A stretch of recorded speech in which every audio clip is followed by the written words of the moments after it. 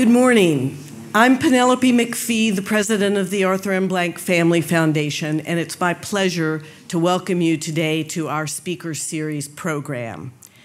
Today, we are celebrating Georgia's statewide adoption rollout of the Congressional Medal of Honor Foundation's Character Development Program. And there's much to celebrate. It's a reminder of how much we can accomplish when we're all working together. 1 year ago this month, several of us in the room today were part of a group that Arthur took to Antietam for a tour of the battlefield there and a leadership program. We were privileged that several Medal of Honor recipients were leading the program for us. And at one of the, after the event, at one of the dinners, when Colonel Jack Jacobs, who himself was a Medal of Honor recipient, was describing the Medal of Honor Foundation and the Character Development Program, Arthur and I looked at one another and almost simultaneously said, we need this in Georgia. So today really is the culmination of our efforts along with those of many, many other people. Sometimes it's a tough call as to whether something is a fit for the values of our foundation. This was an easy one. We care about children, we care about leadership, we care about character, we care about values. All of that is what the Medal of Honor Foundation Character Development Program is about. And it's no surprise that other people believed in this program as well. So the Georgia National Guard is providing schools with training materials for the Character Development Program. And State Superintendent John Barge, who is with us today, and the State Board of Education have endorsed the program and are working closely with the Medal of Honor Foundation to organize training sessions all over the state. So please join me in welcoming and thanking Dr. Barge and the Board of Education members who have joined us, along with the Georgia National Guard.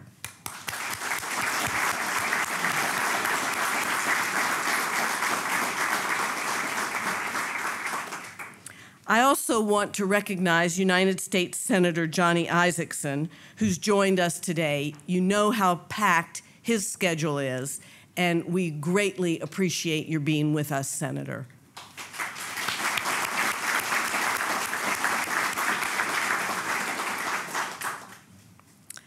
And there's more good news.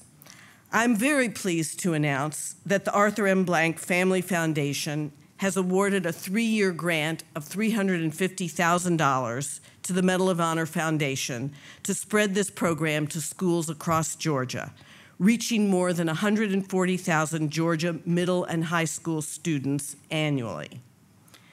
The Character Development Program is challenging students to explore how courage, commitment, sacrifice, patriotism, citizenship, and integrity can be exemplified in daily life. This is a true team effort, and there are several people I want to thank for their great work in beginning to bring the Character Development Program to Georgia. Medal of Honor staff members Kathy Bell and Noel Wall have the program up and running already. They've conducted training sessions for teachers in Warner Robins and Cobb County. I'd also like to welcome Bruce Barrington and his wife, Joan. Bruce is a board member of the Medal of Honor Foundation and has been a great friend to Arthur and to our foundation as we've developed this partnership. He and his wife flew all the way from California to be with us today, so thank you for being here.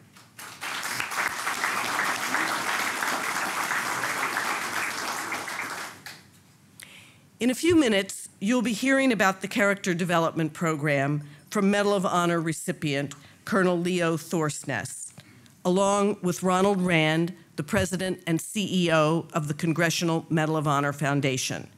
You will find detailed bios for both of these gentlemen in our program. We had been looking forward today to hosting Harold A. Fritz, president of the Congressional Medal of Honor Society, and himself a Medal of Honor recipient. Unfortunately, Lieutenant Colonel Fritz is ill, so we wish him a speedy recovery and appreciate that Leo Thorsness has been willing to change his schedule and step in. When we heard from Colonel Jacobs last year, what really grabbed us is how personally the Medal of Honor recipients are invested in this program. Colonel Jacobs told us we can't do anything about the past. It's gone. Maybe we can improve today, but it's moving fast. It's almost gone. Tomorrow is the only thing we can fix. And fixing tomorrow means showing our young people how they can take the values of the Medal of Honor recipients, the values that they displayed on the battlefield, the gallantry that we read about, how they can take that and apply it every day to their lives. There is some urgency here. We really must accelerate the work of harvesting and documenting the character lessons from the Medal of Honor recipients. When President Nixon presented Colonel Jacobs with the Medal of Honor in 1969, there were close to 400 living recipients. Now, after the March 12th death of Ola Mize, who was awarded the Medal of Honor as an Army corporal in 1966, there only remain 77 living Medal of Honor recipients. So Colonel Jacobs says, we feel the unrelenting press of time.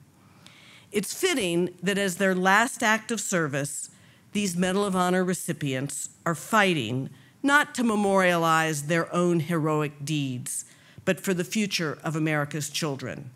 Please join me in welcoming Ronald Rand.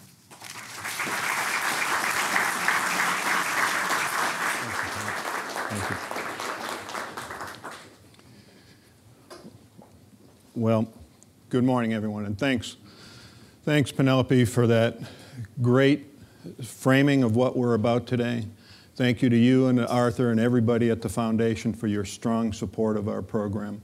Thanks to all your honored guests for being here and for their investment in character development here in Georgia. We can't do it without that kind of support, and I guarantee you with the momentum you have here, and I'll talk about this in a minute, this is going to be a model program that we'll be able to hopefully implement across the country. I have the honor this morning of getting to lead you all in the Pledge of Allegiance. Before I do that, I would ask you to take just a minute and think about what the pledge and what the flag means to you. While you do that, I'll tell you what the flag means to me. It's just 13 stripes of red and white, and it's just 50 stars on a field of blue. It's just a little cotton flag. Does it mean anything to you? Oh, yes, it should, for beneath its folds, Americans are safe on land and sea. Flies over a land where democracy rules and where people come to live free. So let's love it well and keep it pure, and each day cherish its legacy as a beacon of hope to one and all. Its Old Glory, the banner of liberty.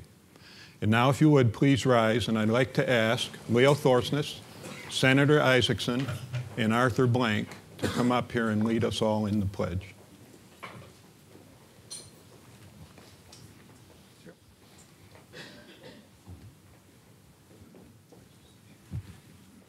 I pledge allegiance to the flag of the United States of America and to the republic for which it stands, one nation, under God, indivisible, with liberty and justice for all.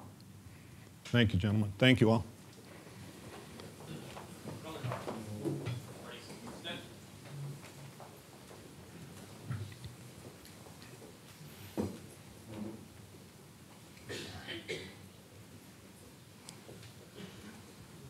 Thank you to the color guard for presenting the colors this morning, too. Before we begin, let's recognize all the veterans here in the room today. If you're currently serving, if you've served, please stand and let us show our appreciation for your service.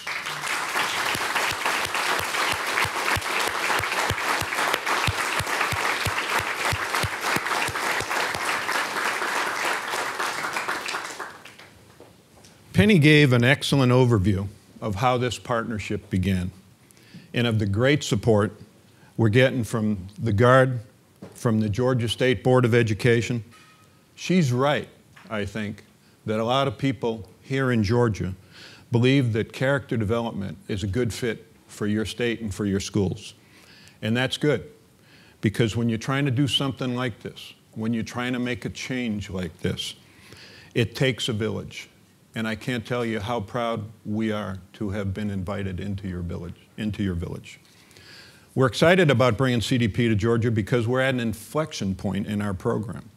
And Georgia is going to be able to help us define the future. The program has its roots in the recipient's desire to teach America's youth that the characteristics that Penny talked about, courage and sacrifice and patriotism and community and integrity, those characteristics reside in all of us. They're there in everybody. They're in every kid. They're in every adult. The recipients believe that you do not have to be in combat against an armed enemy to perform a noteworthy or act of service or valor in your community, to your friends, to your family. And that's where the roots of character development come from. They want to teach these kids, your kids, our kids, that they can make a difference in people's lives if they act according to those principles. The curriculum we teach was developed for and by teachers. We're up to 59 lessons now. 48 of those lessons are based on the stories of recipients. 11 of them are based on everyday citizens who have been awarded by the recipients a Citizen Honors Award for a valorous act or an act of unbelievable service. Our goal this year in the program is to conduct 60 in-person trainings across the country. We send 2 of our teachers to a community that has asked for it. 60 teachers who have volunteered come in, and we spend a day teaching them the curriculum, because our model to date has been to teach the curriculum to teachers so teachers can then go teach it to the students. Within Georgia, as Penny said, our partnership calls for 16 trainings over the next 3 years. And as she said, we've done 2. We've reached nearly 100 teachers in Georgia already. So this isn't a program that we're talking about happening. This program is already happening, thanks to the support of all of you. I said we're at an inflection point, and that's all about the momentum in the program. 2013 was our best year yet. We trained more than 1,200 teachers in 28 seminars. You'll remember I said we're shooting to double that this year. We're shooting to conduct 60 seminars and reach 2,400 teachers through those trainings. But we're also embracing new delivery methods, because Penny really hit the nail on the head when she said there's an urgency. We don't have the luxury of time to go slow with this. We have to go fast. So we're developing new delivery methods to expand the reach and the speed with which we can do that. Last fall, we developed a DVD kit. The kit that we take to the in-teacher training sessions is a package of materials about that big. The entire lesson plan, the entire kit, is now on this DVD. We introduced this DVD in the fall of last year, and we've sent more than 10,000 copies of this on request, not forcing them on people, but waiting for people to ask for it. It's available on the website. It's available if you want.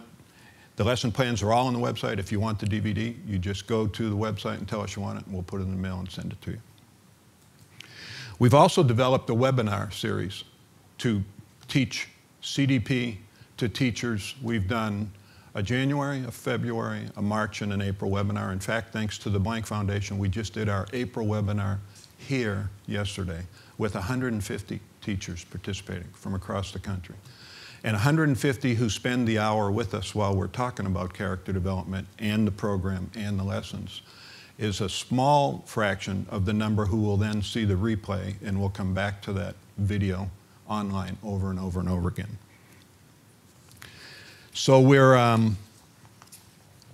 We're doing direct training with classroom teachers. We're reaching new audiences, including school librarians and counselors, homeschool communities, and even after-school programs. With this grant from the Blank Foundation and the support from the Guard and the Georgia State Board of Education, we'll build an amazing CDP foundation here in Georgia, and for that, we're hugely grateful. And that brings me back to the beginning, which is to the Medal of Honor recipients who have made character development program their top priority because they want it to be the legacy they leave. Through their actions, these men have set an example that we can all aspire to, and they have shown us truly what courage and sacrifice and patriotism really mean. They're shining examples to all of us, and I have the privilege of working with and talking to men like Leo every day, and every day it's a gift to be able to talk with and work with people like Leo. It's an honor for me today to recognize one of our nation's true heroes. He is a Medal of Honor recipient, and he is the immediate past president of the Medal of Honor Society. He's Leo Thorsness. As Penny said, he's one of 77 living recipients. Collectively, their legacy is to inspire others to find in themselves those characteristics that will make a better future for all of us. But it would be best if the recipients speak for themselves. So in this 9-minute video I'm going to show, which is called In Their Own Words, you'll hear from recipients like Jack Jacobs what the future holds and why character development is so important. Video, please.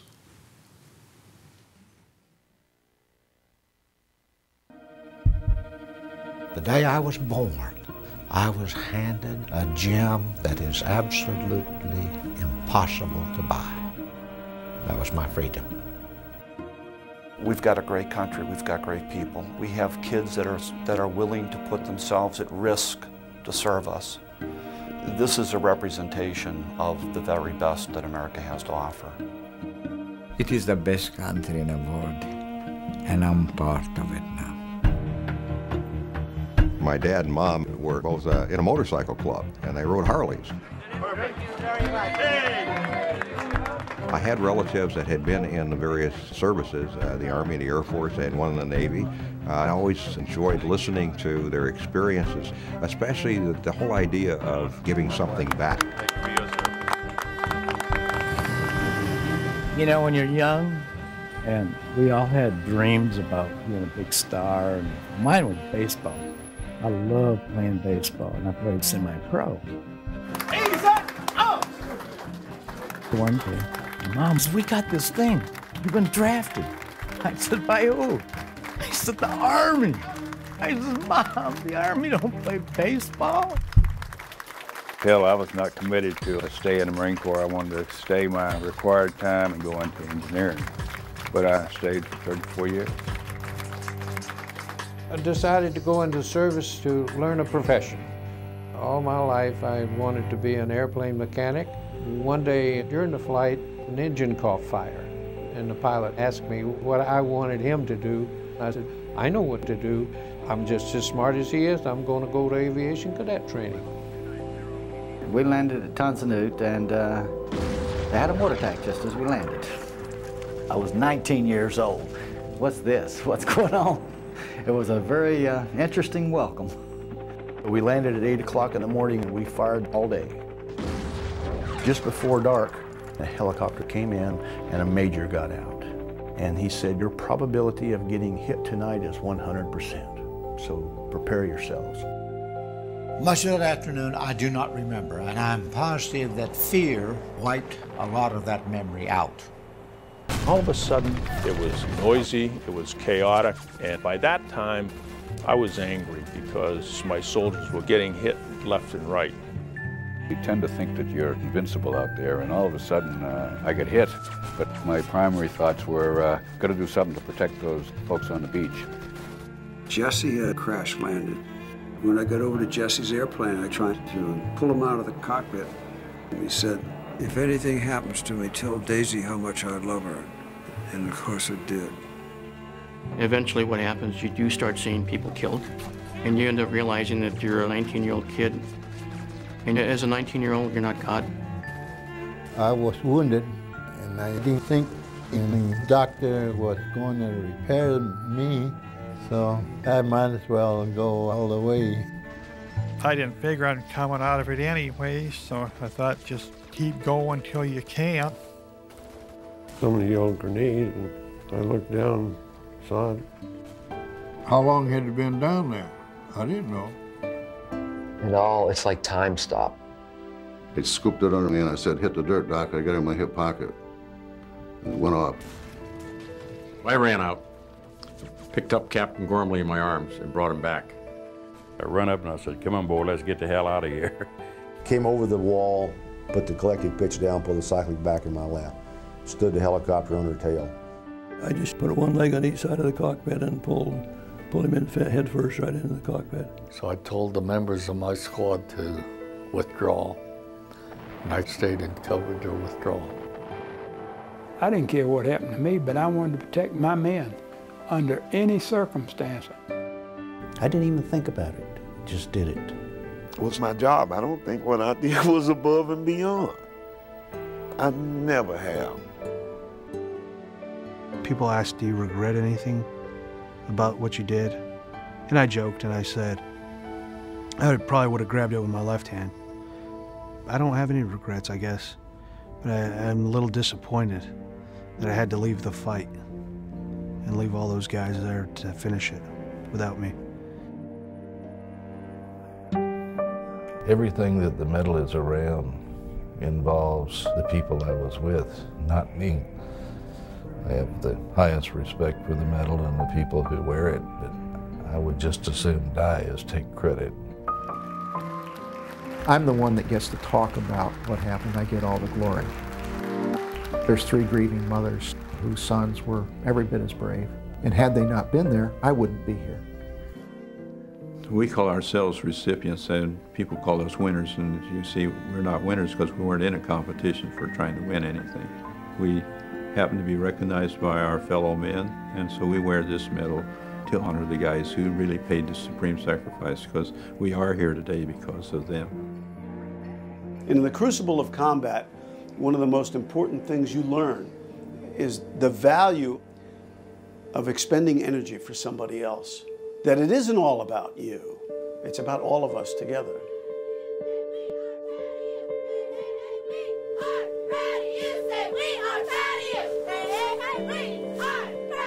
You know, Emerson said that all heroes must at last be bores. I mean, for God's sakes, you can only have so many parties, you can only be honored so much. And so we decided we want to leave something behind. We stayed close to those around us. We remembered what's important. It's important to remember what you've lost, but it's important to remember what you have. That's what I wear this for. Every Medal of Honor recipient has met in his life someone who inspired him in his lifetime to be what he turned out to be. That's our goal. That's all we got left. Time for us to get out and give what we've learned through our life to these kids. It's not my story. It's our story. It's our story as a country. We are showing to the people that really matter, the kids of this land, that you too are just like us. That each person they meet has the potential to change the world. There's a platform we were given when we were given the ribbon of blue. Let's use it to honor others. The Medal of Honor is not often given when things went well on a battlefield. It tends to come at a price, and heroes are often revealed. Some say I'm a hero, but it doesn't make sense, because I got to come home.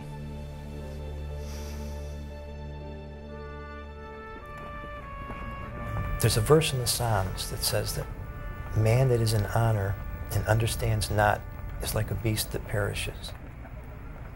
And I've come to understand that what this medal represents is it's not about me, but it's about men and women who value something so strongly that they'd be willing to die for it. and they'd be willing to defend our country for it. And so they put on the uniform. When I think about the Medal of Honor, I realize that I'm wearing this medal for the 400 and some people that died in those 4 days. They got this medal. I was selected to wear it for them. Being a Medal of Honor recipient is something that you would never even dream of. There's a great sense of comfort, too, knowing that you're now a member of a band of brothers that you never hear the word hate amongst them. You killed the enemy because of the love you had for the man next to you. You knew their lives. You knew their family. You knew how brave they were just getting where they are. So the most powerful emotion on earth is love. We have to remind ourselves that and then convey that to the next generation. 8 of my brothers fought for a place we had called home. And more importantly, they fought for their comrades. And in the end, they gave their lives in that defense. I'll wear it with dignity and humility in their honor, and carry each of them in my heart for the rest of my life.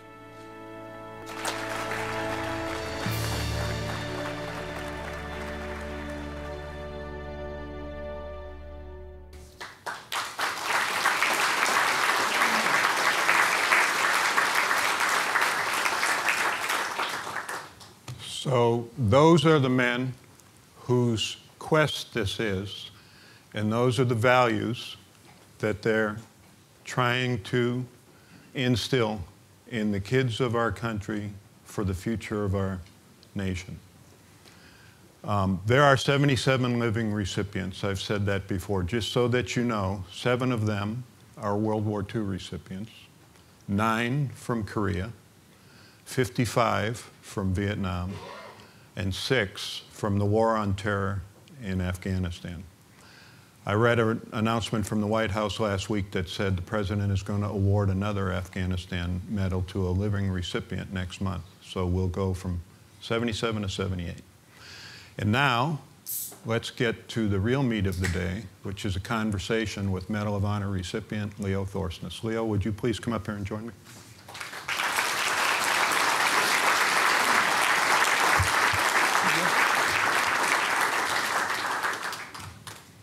Thank you, sir. Thank you.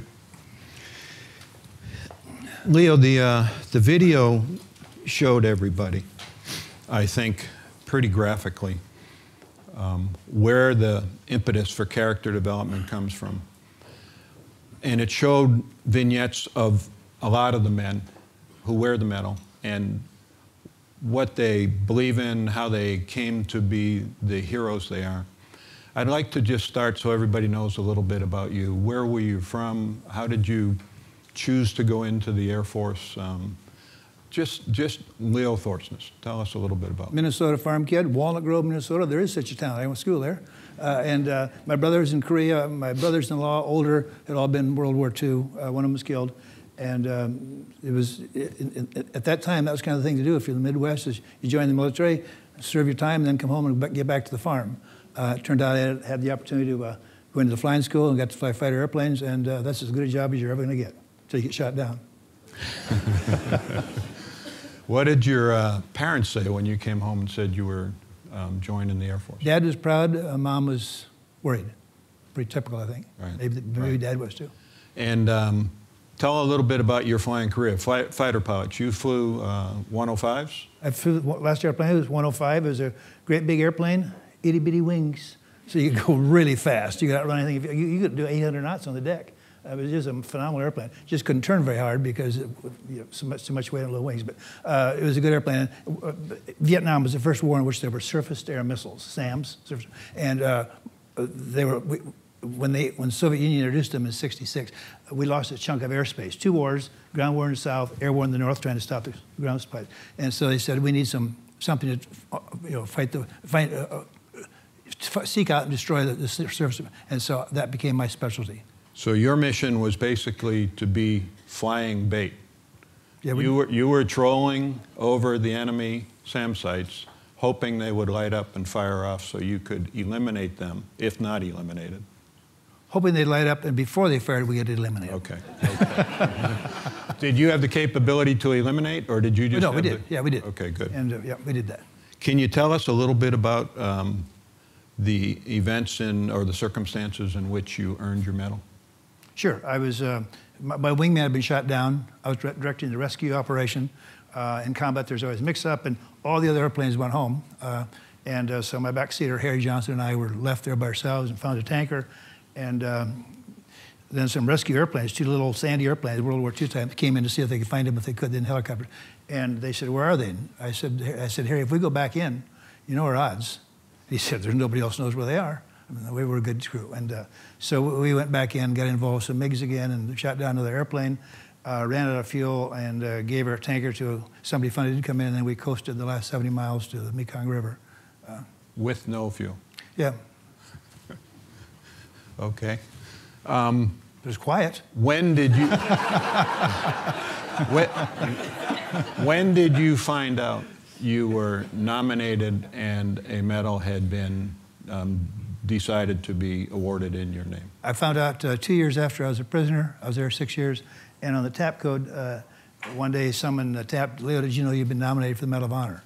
And it wasn't a big deal. If you're a prisoner, your first 3 years were brutal, last 3 were kind of one, but you were solitary, and being a prisoner was a big deal and a tough deal. But I found out that way. And the guy that was shot down, one of the people who did the research, and to get a Medal of Honor takes a year or 2 process. You could have 2 eyewitnesses or equivalent, and you got to be so there's a bunch of rules and a lot of research. And one of the people that had been shot down was in the squadron I was. When I was shot down, they said, the great thing about getting a Medal of Honor is recommended by your peers. It's not somebody up there, it's your peers. That's meaningful. So anyway, he did some of the research, and then he was later shot down, so he was aware of that. And when and who presented your medal? It was presented, it was approved under President Johnson, but I waited for Nixon.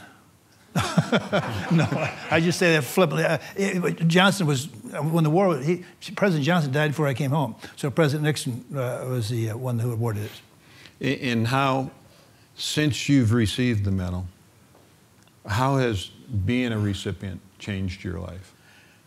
Not a lot, but I think it adds responsibility. The Medal of Honor is honored, and you don't think you're going to end up with one. In the military, there's millions of people, and all of a sudden you are one. And there is some responsibility. We all accept it. You don't want to mess up and go out and get thrown in jail or get in fights. You try to treat it with respect, and so I think you live your life a little bit more respectfully. At least we try. In your book, there's a chapter that I was struck by and still remember about the importance of family, particularly during those years you were a POW. Can you talk about the role of family for you and for the other recipients in this journey? Because a lot of you have been wearing this medal for 40 or 45 years. And that's a burden that, fortunately, you don't carry alone, right? Right. The family, just 30 seconds. While in Hanoi, the last 3 years, we were allowed to talk out loud. They moved us some solitary big cells, and I decided we all had ways of keeping track of figuring out how to use time and use it something somewhat usefully. I decided I would keep track of what we talk about as Medal of Honor, as POWs. And after about 2 weeks, there was really about 20 things we talked about over and over and over. And it'd be kind of true for most of us, I think. And I thought aviation, work would be the number one, because there's no better job than flying. Turned out work came in number 17. The top 4 were family, friends, faith, and fun. That's what's important. That's the essence of life. You got to learn to live it. But if you don't have those things, you're missing a lot. But the importance of family. The last 3 years, when times got better, our families put pressure. Wrote letters to the Vietnamese and to our government. And Vietnam finally decided they'd let our wives send us one letter every 2 months, 6 lines long. And why they took it out in the families, I'll never know. But the most of the letters that my wife wrote, I saw them when I came home, and it happened to other families too, but I saw most of the letters my wife wrote to me, 6 lines long, every 2 months. They'd be in the mail system. She mailed it from Sioux Falls, South Dakota. They'd come back unopened. On the outside was stamped deceased. Tough. So so I think family is as important just about and in my days it was the men in the military. Now it's either one, but I think the person that's in the military, if they know that their family is well taken care of and the military looks out for them, and they're a better warfighter. And but the family, I think most of us are married. They're about as important as we are, probably more so in serving our country. I knew you would say that. Thank you for going there, Leo. Let's shift gears a minute before we go to the audience for questions. We've said there are 77 living recipients. I didn't say that the average age of those 77 is 77 years. And we've talked about the urgency in delivering character development as broadly as we can while we still have a lot of recipients to work with. What matters most to you now? At this point in your life, at this point in the program, what matters most to you now? You keep referring to age and in my life. Just because I'm 5 years older than the average, just go ahead and say it.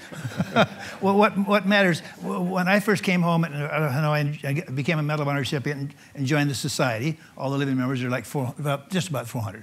And we'd get together every 2 years at a time and have a convention, and we'd talk about, by golly, when our kids grow up, they're going to be leaders, so we better go out and talk to the schools. Oftentimes we go out one time and talk. I never believed that did a lot of good.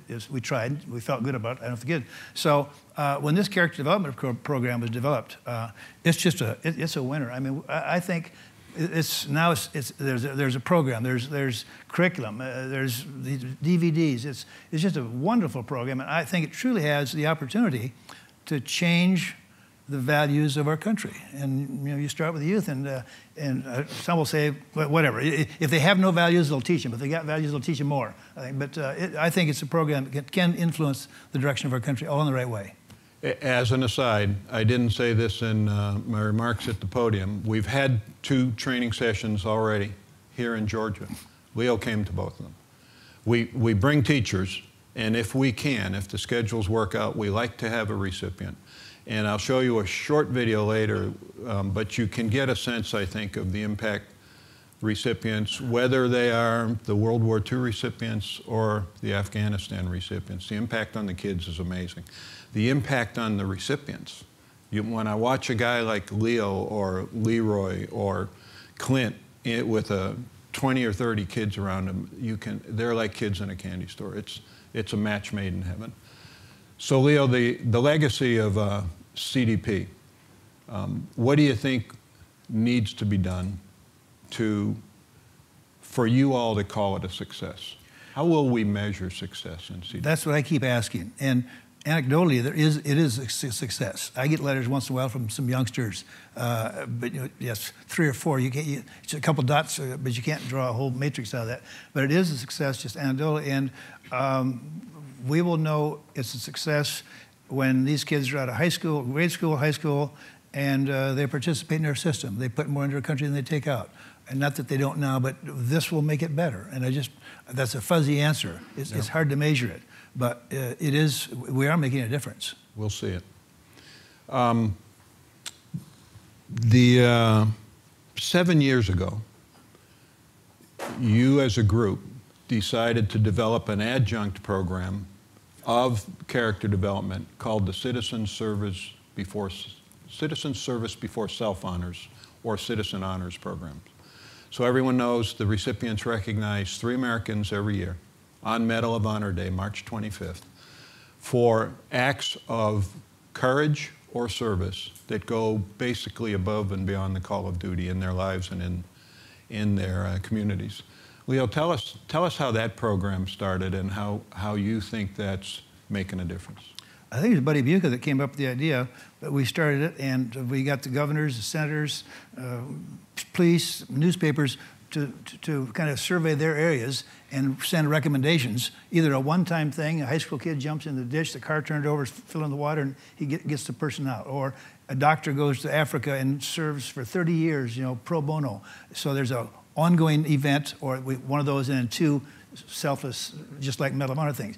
The neat thing about it is, what we really like is, when I'm talking to the teachers in Georgia twice now, or bring that up, that it takes a lot of courage as a kid just to get through school without cheating or being a bully or being bullied and all those things. But now all of a sudden we can recognize a few of those and say, look, you're a high school kid or that doctor or that housewife. Or it used to be just all about us. And it's military, it was easy to recognize. You wear your medals and stuff. But now, so it's just a phenomenal program. It's so easy to talk about it when you're talking to teachers. And just let alone the courage and the initiative it takes to go through school and be a good student all the way through and do things right. I think a hallmark of that program's success is this year, for the Citizen Honors that were presented in March, there were more than 200 nominations from across the country, from every state. And so it is meaningful to people. It is making a difference in people's lives, and it is helping spread the word of character development. Okay, questions from you for Leo. There are microphones set up. Just come to the microphone if you would and tell us who you are and ask Leo your question. Hello, I'm Lead Ambassador Ryan Martin, and one of our core training is, one of the core training words of our month is humility. I was wondering what do you think your definition of humility is? Humility is doing things when nobody's looking, doing the right things when nobody's looking. That's hard. It's more fun to do them when somebody sees you and says thank you. But there's a lot of definitions, but certainly doing things, it doesn't relate to that, but I wanted to get in. My mantra, the thing I try to live by, there's just 5 words: do what's right, help others. They stand alone or put them together. But I was in school, you got rules. I was a Boy Scout, you got the Boy Scout laws. Eagle Scout, military, you raise your hand, you take those. Geneva Convention on Treatment. I can't remember all that. I'm kind of a simple man, so I came up with 5 words that takes care of all of those things. But that'll also give you humility if you just always do what's right and or help others that you need some help with. Thank you. You bet. Great. More questions? Hi, my name is Tron Stamper with the Atlanta Falcons. You mentioned that family, friends, faith, and fun are really important to you. And so I want to know, how did your friends impact your life while you were away from your family? Either in the military or in prison, you mean? Yes. Yeah, well, the best friends you'll ever have are people you were closest with in the worst crises. And in Hanoi, there was no discrimination or discernment between blacks or whites or Pacific Islanders or Asians of religion. The first 3 years were so brutal. Torture was routine, and people died in torture and so on. You were so close to people, and those friends will last forever. We say here, normally say, if you got 1 or 2 really good friends, you're lucky, and that's great. We had 350 good friends here. That's how many of us there were. So they just, they molded our lives. I had Fred Cherry, a black guy, took torture from me. He thought I was going to die. He went out of his way to get in trouble. But those are friends. All right, thank you.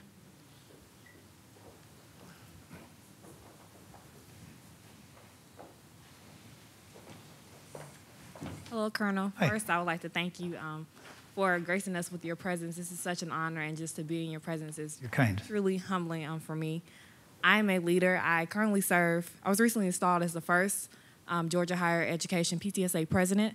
I'm also the student representative for Georgia Parent and Teacher Association. Wonderful. And leader to leader, how do you leverage diversity, and how do you remain so grounded, but you've been assigned to make an impact on the world? What inspires you to keep on going? Can you go a little deeper into that question so I make sure I understand it? What keeps you balanced? My wife. I think the older I become, the more humble I become. I've gotten to the point now, I think humility is my strongest point.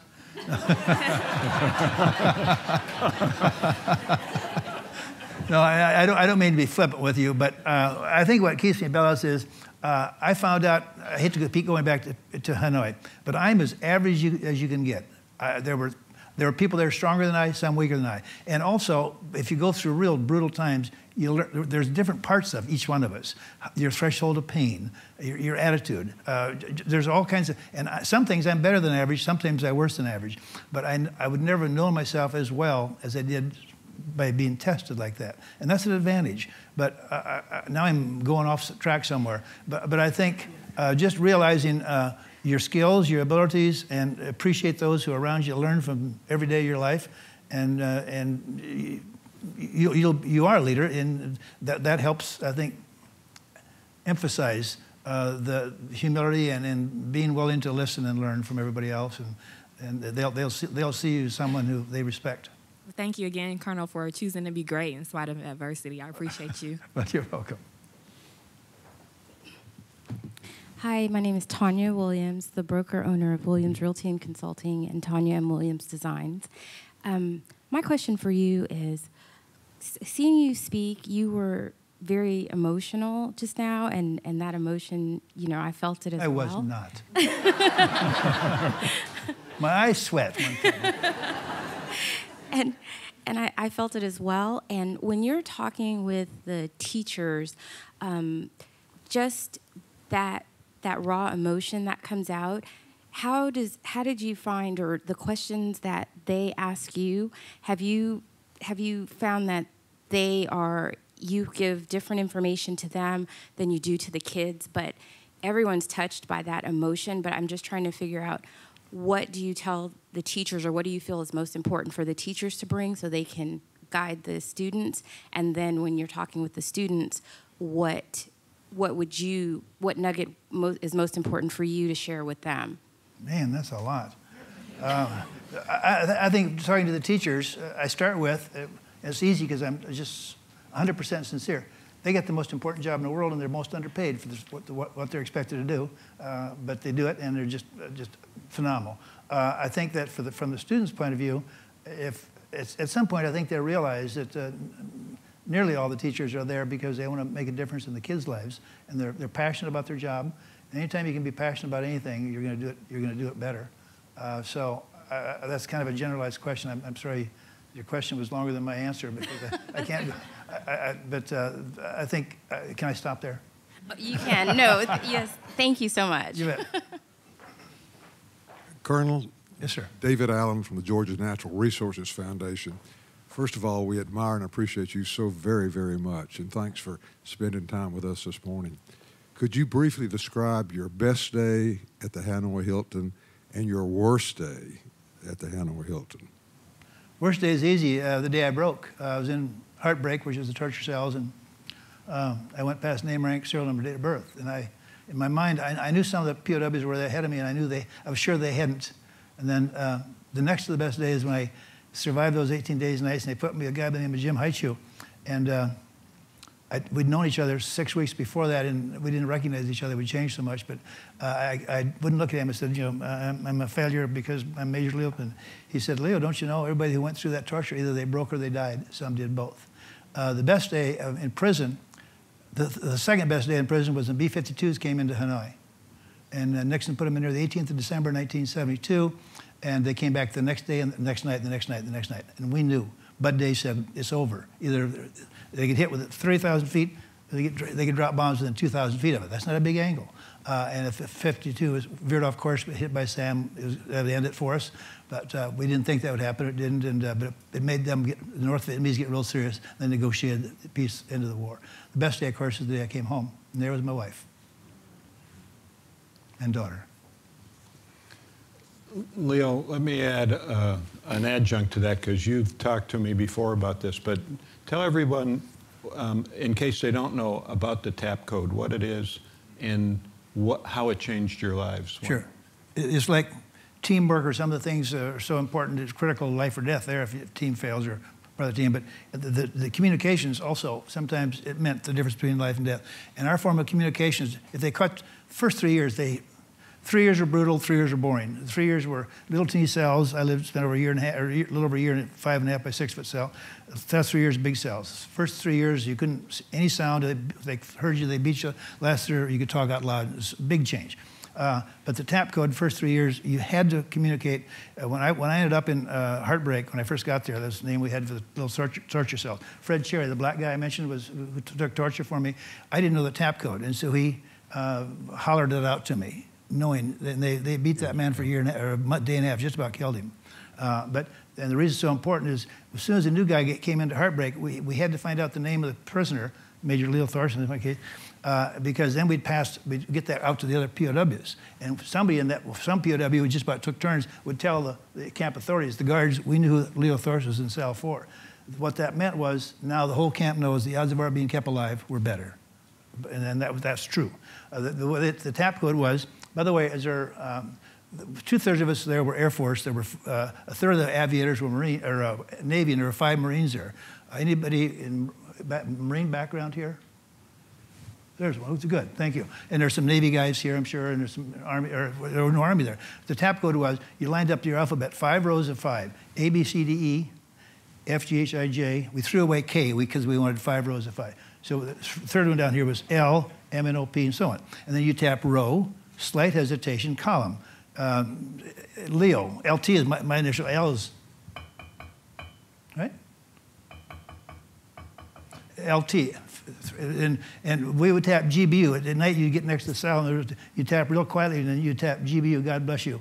And the guy, if he wasn't in stocks also, he'd get to his side of the wall, and he'd tap GBU back, GN, GBU, GN, God bless you, good night. Very meaningful to have a POW just 12 inches away from you, even though you're solitary. But when you learned that, you could tap about 15, well, the Air Force, like I said, Bruce, if you're an Air Force guy, no, I'm going to say Arthur because I want to build him up a little. If you're Air Force, you and I will tap about 15 words a minute. And let's say you're Navy. I'd slow down to about 12 words for you, sir. You know what I can say, don't you? Those 5 Marines. We didn't even bother to try to teach the 5 Marines. No, I'm kidding. But the TAP code was absolutely, at times, it meant the difference of life and death. Good, it really thanks. did. And we have another question. I'm sorry. Thank you, Colonel, so much for your courage. My question for you is, what do you think are the top 3 reasons why people don't show courage?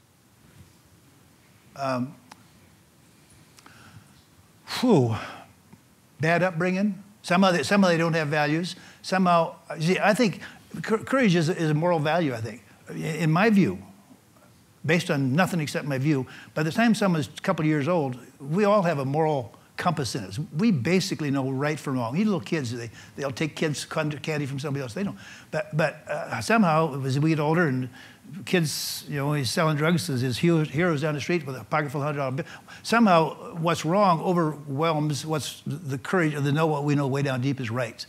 Is a stronger force or something. But we know. And I think if you don't have courage, your moral compass is whacked up a little bit.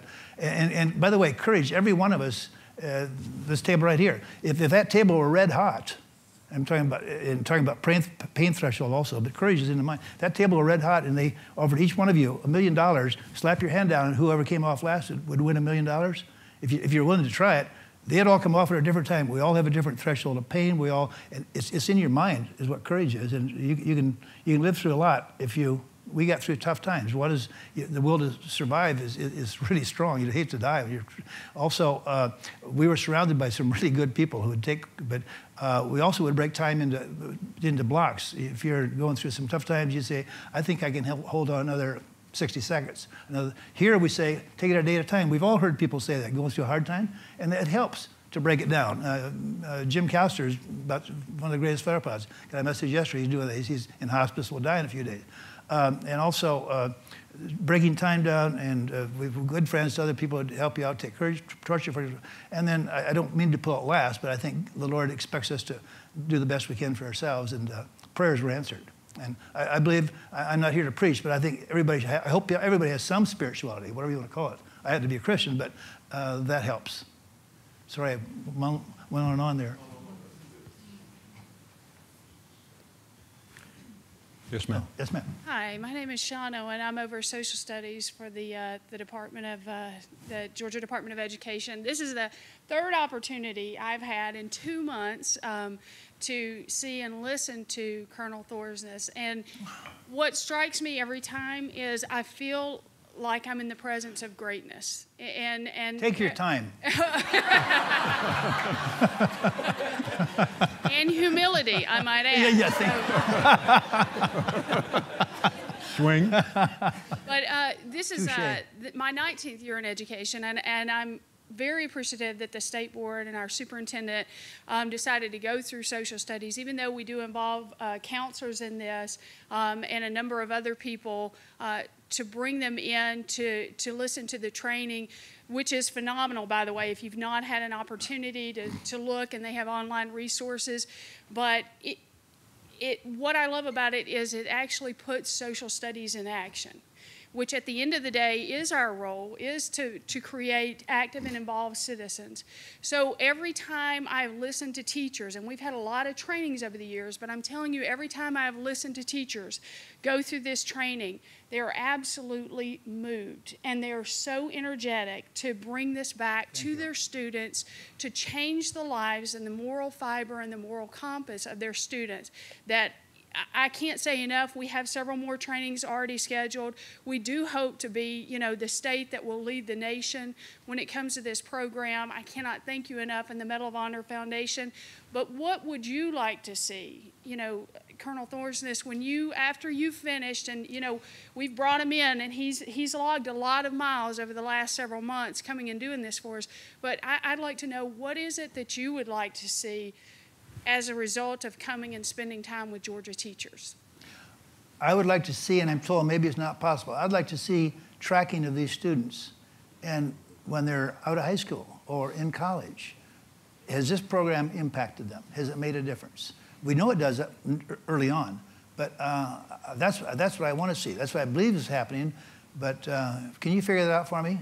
Yes, I'll get to work on it. Maybe the Board of Education, the superintendent could do that, sir. But I don't mean to be flippant, but we're wasting if this isn't doing any good, then we're just feeling good about it for a day or two. But I'm convinced it's going to have a lasting impact, and it sure would be nice to know that. But anecdotally, it looks like it is. I've had a couple of kids call me that I spoke to 6 years ago, and one quit college and went back, so there's a few, but I know it's making a difference long term. You are making a difference. The program's making a difference. I met with educators and curriculum directors yesterday that are still talking about the training you did 2 months ago. Good. So Good. Thank you very much. Thank you. I appreciate that endorsement of what we're doing. That's nice. Good morning. Hi. I am the daughter and wife of veterans, and now mother of a soldier. Thank you. And I want to thank you so much for your service. When I heard about you, when you were talking about being a prisoner of war, my dad was in World War II. And a lot of people in his generation have passed on. He passed on 1.5 years ago. And it was so hard to get him to talk about his experience and what's going on. And as I speak to some of his friends who served during World War II and some in the Korean War, it's kind of hard to pull out of them to get them to talk about some of the things that they went through, not necessarily bad, but any experience at all. And I was just wondering, in your case, was it difficult for you to speak about what you went through? And if so, what was it that brought you to the point where you were able to share your experiences with everyone? And I was just wondering if there was any recommendations you would have to get the older generation to just speak to the younger generation to encourage them. My brother-in-law, World War II, same way. He'd never talk about. I think what happened in our case takes a minute. The last 3 years we were in big cells. In addition to me keeping track of those 4 things that were most important in life: friends, family, faith, and fun. We were our own counselors. We talked about. We occasionally they'd give us a snippet out of a communist newspaper talking about the anti-war stuff going on in the United States.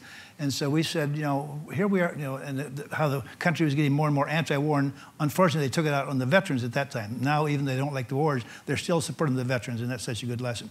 But we said, when we get home, what problems will we face? And this was part of it. And some years after we were home, we had one POW commit suicide. We were so much better adjusted, and we didn't know at the time. But our saying, we all had at least a bachelor's degree because we're all aviators. To be an aviator, and so we talked about weather. We talked about could we keep up with our peers when we get home. We talked about missing 6 years of flying or command time. We talked about if we got a family. Most of us had a family. I was 35 when I was shot down, a couple years older than the average. When we get home, we better darn well remember Mom's boss. She's been, and we talked about sex. We talked about every issue we could think of we'd have when we got home. And it turns out we didn't end up with PTSD. But we were our own counselors. We weren't informed that that's what happened. And so I think all of that helped a lot. And we also said, if there's this anti-war is going on, how bad the war is, and we were baby killers, blah, blah, blah, maybe we have the obligation to try to talk about that war and what happened in that war. Both is the rules of conduct. I was shot down by a MiG, but I could see MiGs every day as I flew over the base. We couldn't touch the base because that might escalate things. We had to wait till they're airborne shooting at us. Just dumb stuff. And so we said, I think we should talk about it. We decided that if we could be comfortable doing so, and so so we did. Okay, thank you. I will take that on to my son, who's very excited about the Medal of Honor curriculum that's coming out. He said, Mom, this is a great thing, and he wished that it had been out when I was teaching him so that he would have had the opportunity. Thank you, and thank your family for all the military. Appreciate that a lot. We have another question here, Leo.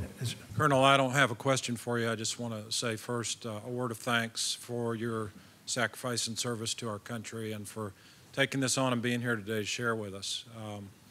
My second word of thanks is thank you from the position. My name's Gordon Pritz. I'm superintendent of schools in Douglas County, Georgia, just west of Atlanta. And we adopted in our district 2 years ago this program. And I want to recognize my Director of Student Support, Mr. George Chip, who's here today. George, if you could stand up, please. George is in the National Guard Reserve, and he works for me. He was called up to Afghanistan about 2 years ago to fly. And when he came back after a year gone, we put him back in as an assistant principal in a high school. And he later on became the Director of Student Support, and he brought this program to him. He said, you need to look at this. My dad was an Air Force chaplain. My brother flew helicopters in Vietnam, and it was a no-brainer for me. And you wonder if it's making a difference. We have 25,000 kids in Douglas County schools, 34 schools. We have this program in every one of our schools, and believe me, sir, it is making a difference. Thank you. That's such good feedback. I appreciate that a lot. And I would just encourage everybody that's in here today, and I see my good friend Curtis Jones, who's he's an Army guy, but he's a superintendent of schools in Griffin Spalding. And I just encourage everybody in here, if you'll go back, call your superintendents and tell them you need to consider this program. We're getting it free, and today in public education, when you get something free, you jump all over it. But thank you, sir. Thank you again. Thank you. Hi, Colonel. My name is Dana. Thank you so much for being here. Something you just said struck me. You said in regards to the government telling families, don't write letters, it'll make it more difficult. You said the government wasn't evil, they were just wrong.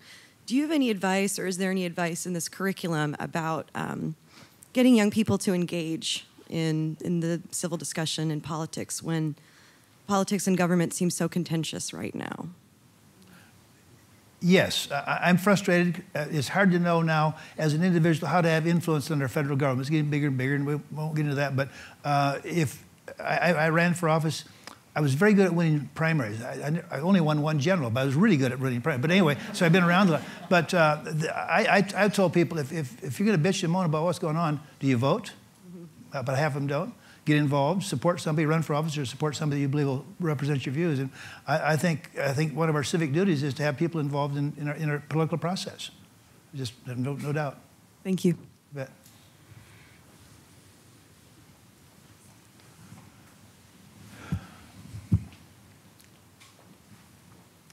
Colonel, I have to share this one with you. I've had the wonderful honor and privilege of being with this gentleman now several times at our trainings. I'm Martha Reichert, and I'm Deputy State Superintendent at the DOE. But a comment at our last training, which was at Metro with Dr. Putnam over here, and several wonderful teachers, and as I was walking out of the hall that day, one of the teachers followed me, and she said, you know, I've been so inspired by Colonel Thorsness, and she said, one thing I'm going to do, she said, I'm going to be a better role model myself. And you know, that really said a lot to me. Our teachers, sometimes they do not realize the power of their own influence, and that every day, by every word, by every deed, by every gesture, every conversation, they have an opportunity to turn children in a different direction and influence their choices and certainly influence their attitudes. So you brought that out in her. And I think you're probably doing that every time you share your experiences with these teachers who are coming together for this training. That's nice of you. We are becoming kind of like buds now, aren't we? We're together a lot. Thank you. That was nice. Leo, there's been discussion about veterans. Yes. And you talked about the reception veterans received back when you were coming home and the comparison of it today. Do you think, or what can the American public do from your point of view to help returning veterans and veterans who are moving back into a civilian society? We live in Huntsville, Madison and Huntsville, and there's like 31 veterans organizations over there. Vets for vets. They get Corvettes. They forget to close it. But the more, so you know, Ron, you spent a career in the Air Force. Yep. You set me up on that because you know the answer. Yep. But can you answer? Because it's all the right things. Can you talk about it a little bit? Well, yeah, I think the answer is find a way to fit them into your lives, into your work. Recognize that they have skills and training, leadership experience. They're good citizens. You talked about the importance of values. They've learned values in the crucible of their military service. They've had leadership. I think, and I don't think it's a crisis. I just think, as you said, if people just think about more, about what they could be doing to be a better role model, a better citizen, a better friend to students and veterans, it would just be a much better country if we all did that. So, I've just gotten involved with the Augusta Warrior Project. It's named that because it started there. But it's doing everything for veterans. It'll they've gone from 161 to 9 veterans on the street. That's a success. But we're helping them with college. We're getting them to the VA. And there's a lot of good organizations like that. And we're paying a lot of attention to it, but there's still a problem there. But yeah, so. There was a sir. Is that okay? Yeah, good. First, I want to thank the Arthur and Blank Foundation for bringing this forward to the community. You bet. And very awesome. I was moved by the video and the words of all of your colleagues who spoke really in terms of the medal that they were selected to represent the bravery of others. And I want to first, second, thank you for your service. But can you talk a little bit about, I won't call it the burden, but the responsibility you feel for representing all of those whom many didn't make it back, and how that can translate into how we can be better keepers of our brothers and sisters? If you, and all of us who received the Medal of Honor, we received it because of violence in combat, one way or the other. And this program is all about the values that we take with us. But if we wear the Medal of Honor responsibly, those who are around, maybe they will pick that up a little bit. But I think all of us, it's too simplistic, but I wear this for all those who didn't come home, those who served, should have had it. Just, for a lot of reasons, it falls through the cracks. But I also wear it, I like to think I wear it for all Americans. I don't care if you're the maintenance person here in this wonderful building. If you do your job, you put a little bit more in than you take out. Be a responsible person. This isn't for military, it's for all America. If we can just sort of elevate a little bit and take take less out and put more in, our country will go on ad infinitum. But we're getting divided, and I don't know, we all know the issues, and it's easy to talk about them, hard to do something about it, but I think each one of us do the best we can and, fight it all the way and drag your heels over the edge if you have to, but that's so generalized. I don't know that there's any wisdom there at all, but I wear it for everybody. Yeah, sure. Okay.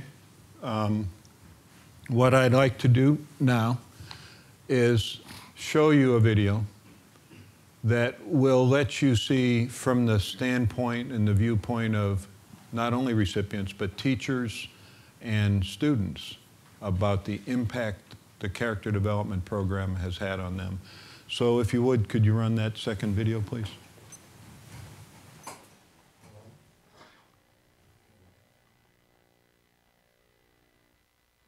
I think the greatest way to give of yourself and what you have to offer is by teaching. We're trying to explain that the worst thing that can happen to a human being is to have to take the life of another human being. You will never, ever forget it. How do you teach character? What's the best way to teach character education to young people? Quite frankly, you can put up a lesson plan and write anything out. That doesn't mean it's going to connect to kids. We were asked as a team of educators to write lessons based on video interviews with living recipients of the Medal of Honor. So we were looking at courage and commitment, sacrifice, integrity, citizenship, and patriotism. And those are fundamental values for, I think, everyone in our nation. We worked hard at finding ways to take recipient stories and turn them into classroom materials, some ways that teachers could use them to impact their students. This was something you never forget. I have a debt to pay, so I made a promise. If I ever go to America, I'm gonna become a G.I. Joe. I wish these were the stars of baseball cards in this country. I wish kids grew up knowing these recipients' stats. I wish they knew where they were all born and what wars they fought in and what they're known for, as they do athletes and rock stars. We're trying to spread the word about what kinds of citizens these are. We're trying to spread the word that these qualities will help you in many ways.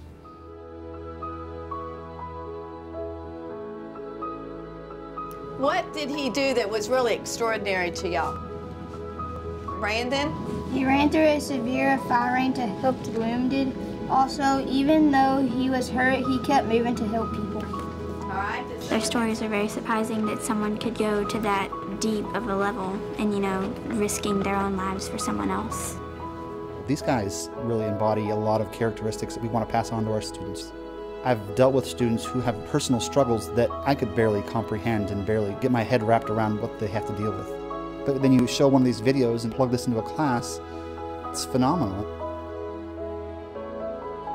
I remember seeing on one of the tapes, after they taught this curriculum to a selected group of kids in Erie, really cynical high school kids, saying to the camera, I didn't know this. Why didn't I know this? If we could figure out a way to educate young people as they're growing up, that each person they meet has the potential to change the world, then we've accomplished something. We won't be able to tell what the full positive effect will be until the generation who receives the education will have matured. But instinct tells me, my intuition says, that if you have two choices, education or no education, you're going to be a lot better with education.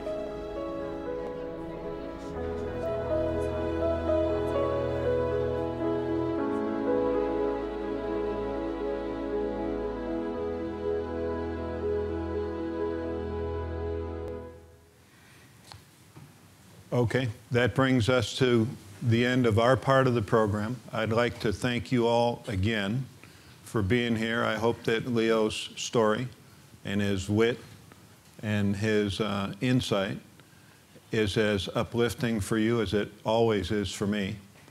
I'd like to thank Arthur and Penny and the whole foundation for making this possible. and the foundation and the State Department of Education and the Guard for partnering, and for all teachers who are already involved and who are going to be involved in bringing this program to the kids in your state. It's important. It's the Lord's work you're doing, and we really appreciate it. Before we end, though, I'd like to ask Arthur to come up, because we want to make a presentation from Leo to you, Arthur. Medal of Honor Portraits of Valor is a book that we've sold 300,000 copies of. It has the stories of living recipients in it, and Leo has signed, as we've asked him to do on his page, to the Blank Foundation, this copy, and we want to give this to you as a token of our appreciation. We appreciate so much what you're doing, sir. Thank you. God bless you. Thank you. Thank you very much. Good evening. Thank you.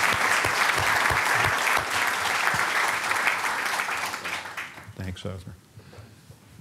And Leo, I think we're done. You and I are done. Thank you. Thank you. And Penny, the floor is yours. Thank you. Thank you, Penny.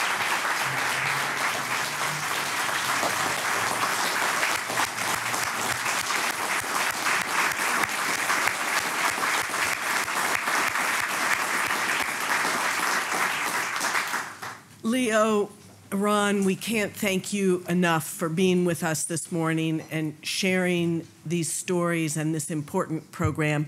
Many thanks to all of you, especially to those of you who are serving our country in this really very difficult time for all of us. So thank you for being here. We typically try to bring to our speaker series an audience who can help us activate whatever it is we're talking about. We don't do these just to have wonderful stories, although they indeed are that. But we really do them to try to make a difference, to try to go forward and make a change. So many thanks to our Department of Education team who is helping us carry this forward in the state of Georgia. All of you who would like to help make this a bigger and better program can be in touch with us or with Ron or check out the information on our website or their website. And we thank you for being here.